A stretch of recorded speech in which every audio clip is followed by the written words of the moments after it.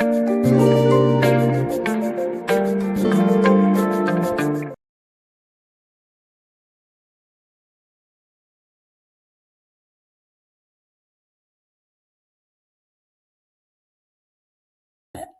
week's episode for Definitely Hot Tea. So this is Definitely Hot Tea. I thought, let me, instead of me doing a new episode for today, hang on a second. Instead of me doing a new episode for today, let me just re-record because to be honest with you, we had an issue with our audio.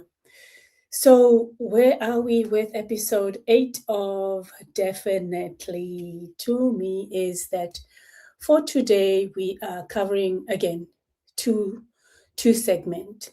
So I'm going to start with the first segment, and this is more about what it means to be.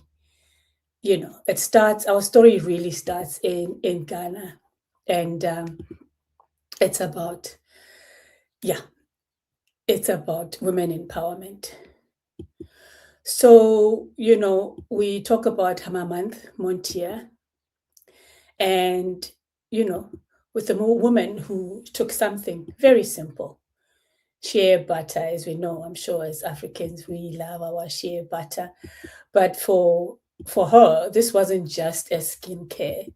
This was more her childhood, what she learned from her mother, the knowledge that was brought through by her culture as well.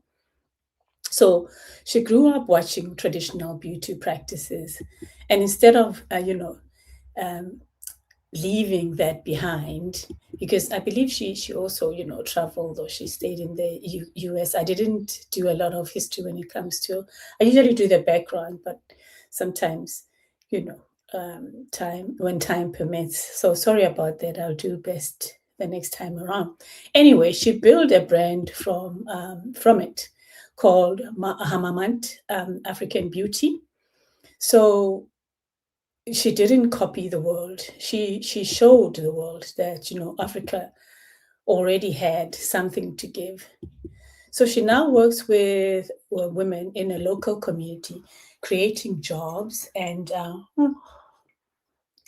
this is quite key, because we need to empower our own. So she created jobs supporting families and turning tradition into business. So this is Menaye Donkor's position. Her luxury position was that basically. Now let's level up this story of ours. This is another Ghanaian lady, another Ghanaian strong woman, Menaye Donkor, and I think I'll just check if I have a picture. But she also grew up using shea butter too. But she, asked a different question. What if African ingredients were positioned as luxury? I think that's quite key. We never look at Africa as luxurious. We always look at it as purposeful when we look at our products. And that's how basically she built Shea, which is spelled S-E, like she, but dash with the Y. It's playing with the word she, skincare. That's power at its core. She didn't just sell the product; she sold African identity, as I said, as luxury. She combined African ingredients with a global formulation and entered into it international market. So now let's talk about why would you know, and I spoke about this at the top of my opening, is that why is it that sometimes we, you, me, undervalue what we have as Africans until the world calls it luxury? I'll talk for a minute about something that I find very fascinating. Like in South Africa, we don't celebrate. We had a lady, I don't know if you know about her, Brenda Fassie, that was quite cool, our pop princess back in the days, back in the 80s, those of you that know Brenda Fassie. But I find that other Africans celebrated her more than we did in South Africa. I guess we take advantage of homegrown stuff. Take, for example, also Lucky Dube, although I think he's from, well, he identifies as South African, but I also think that he's got roots in Zimbabwe. And we celebrate less of him than the other, like my husband loves Lucky Dube. Anyway, back to our story. That's what I wanted to highlight there. You know, it's all about appreciation. Now let's talk to the second half segment of our co-discussion is that, we talk about appreciation or is it exploitation? Now, this is where things get a bit uncomfortable, so grab your tea. Because the same ingredients these women are building businesses from are being used by global brands. Yeah. So you'll find that, for example, like I said, shea butter, that's used by L'Occitane. I can never say the L'Occitane. I think it's a French logo. The Body Shop, known for using our brands, our products rather, and Dove. Dove also does. So marula, for example, marula oil is also used by Drunk Elephant. So all these big brands, ordinary products like baobab oil is also used in like luxury skincare worldwide. So very important, I wanted to ask, shea butter alone is a multi-billion-dollar industry, protected to, reach over 4 to 5 billion dollars. So it's projected to reach that. Sorry, I couldn't get, the actual up to where, but I'll leave the links of all these researches that I do in the description box. Also share with me if you have any information to further enhance our discussion here. I'd appreciate that. And Africa produces about 60% of it. So there's a lot that Africa can do for itself, or for ourselves rather, the motherland. But here's the real question: who is really making the money? The moolah, right? The dollar.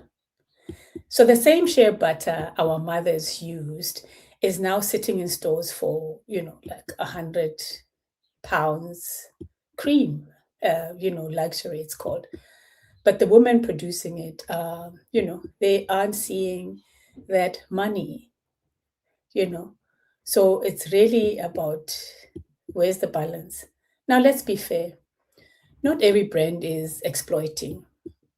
Some are, working differently or directly with African women. We just don't hear some of these stories, paying their fair wages, taking care of their families, supporting communities. But is that the majority, or is it the exception, which should be the other way around? Yeah. So let's take it back to women like Mamat Minyani. They are so important, these type of women, because African women are no longer just supplying the world. Yeah. They are building brands. They really are putting a mark on the world. So kudos to women like her. And I actually put, I think I did show you the slide. Let me see. I think I do have a picture of Mamat here. Yeah. So kudos to, very beautiful, very stunning, mind up there. So, we need to celebrate her. We need to celebrate women like it. That's what DefinitelyTumi and you, my people, usually do. And I love that. I love that for her. Let me just clap. Okay. So without further ado, let us move on to the next segment. The next segment talks about soft life travel. Is it freedom or is it pressure? Oof. So, you know, the word soft life to me, to others too, like me, especially Black women, has been, about being able to do what you can, how you can, to live your life the best way you can, you know. But before that, life has always been about survival. I think for all women, really. Guys, if I say for Black women, as I say to you before, and I know I've got support in India and other countries, so I'm talking about essentially women. It might be that I'm talking from my own point of view, from what I have experienced, but please, by all means, all my sisters, if you've got any comments, let me know. Anyway, we also learned, responsibility, hard work without rest is our motto. So this is the idea of soft life. It didn't come from nowhere. So that was, that was always a desire to rest has always been just that soft life. That's what we meant back in the days. In fact, my mother, my grandmother, always hardworking. So for them to rest on a Sunday, go to church and just chill is soft life. It came from a desire to just rest. But now social media has changed it. It's really made us all aware that the need, right? Now it looks like, airport outfits, truly luxury trips and luxury travel, perfect aesthetics, curated life. And I'm asking, are we really enjoying the travel or, performing it? And this is why sometimes I don't want to make it seem as if, and I'm going to do a segment about the second segment, but it's probably be next week sometime, about, as you know, you saw my video, I think I released it yesterday, was about my it's going to be a back and forth travel to London, but it's not all pretty. So I'm going to make another video on that. Be on the lookout next week, my people. Anyway, let's talk about that. Is that curated travel, I call it. So let's be honest, and be honest in the comments. Are we just, some of us just doing too much? I know people are now saying like, influencer view has changed. I don't think some of us are influencers. We just do this as a passion. But anyway, back to my story, is soft life inspiring you or just stressing you? Do you feel like, from your point of view, let me know on the comments, right? But for me, as you know, I love to travel. I love nice things, but I also believe that soft life should feel like peace. It shouldn't feel like it's forced. It shouldn't be pressure. Let me know what you think. So I think it's very important for us to know that what we do is also needs a responsibility to others. I hope it's inspiring. It's an inspiration, but not so much you trying to rob a bank to live like other people. So what I love about today's episode is that, it's all about choice. It really is about choice. One woman turned tradition into a global beauty, yay, and another turned culture into luxury position. And now we're questioning the system around it.